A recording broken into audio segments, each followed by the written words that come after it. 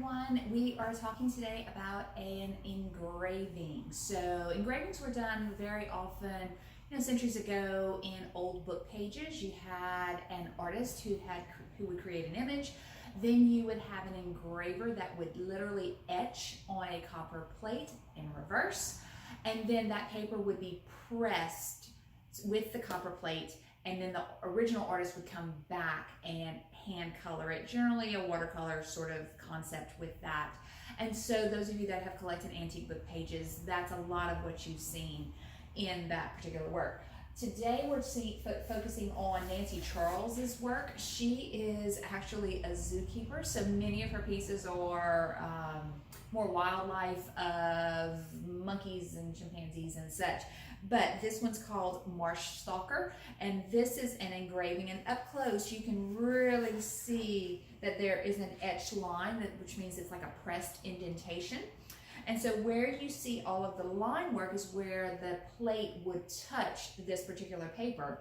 And then the artist comes back and hand colors it. So while these are limited editions and in the fine art category, there is a school of thought of, is it really an original? Is it really not? In my opinion, it is an original because the artist has to come back and hand color it. So while there is a base for it, each time the artist is touching it themselves. So this is a small edition. It's only at 300.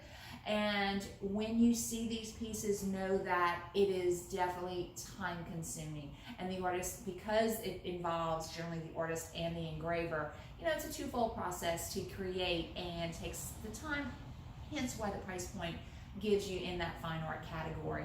Again, original on paper, that needs to go under glass, but how fabulous is this, guys?